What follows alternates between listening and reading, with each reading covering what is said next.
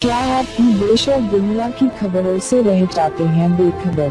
तो सब्सक्राइब कर लीजिए हमारे HT न्यूज चैनल को और बेल आइकॉन को दबाना मत भूलिएगा। टीम इंडिया के कप्तान विराट कोहली ने रविवार को विश्व कप 2019 के सबसे बड़े मैच में एक वर्ल्ड रिकॉर्ड बनाया। चिर प्रतिद्वंदी पाकिस्तान के खिलाफ कोहली ने अपने वनडे करियर के 11,000 रन पूरे कर लिए। कोहली ने जैसे ही 57 रन पूरे किए वैसे ही उन्होंने विश्व रिकॉर्ड अपने नाम कर लिया। विराट कोहली सबसे जल्दी 11,000 वनडे रन पूरे करने वाले पहले बल्लेबाज बन गए।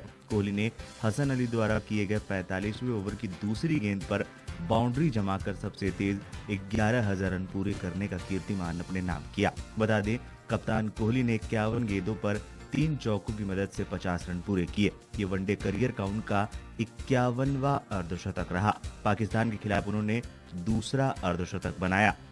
विराट कोहली ने महान बल्लेबाज और अपने आदर्श सचिन तेंदुलकर का ही रिकॉर्ड तोड़ दिया। तेंदुलकर ने वनडे की 276 पारी में 11,000 रन का आंकड़ा छुआ था।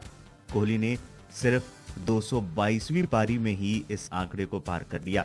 सबसे तेज 11,000 वनडे रन पूरे करने के मामले में ऑस्ट्रेलिया के पूर्व कप्तान रिकी पॉन्टिंग तीसरे स्थान पर है। पॉन्टिंग ने 286वीं पारी में यह आंकड़ा पार किया था। टीम इंडिया के पूर्व कप्तान सौरव गांगुली ने 11,000 रन 288 पारी में पूरा किया था।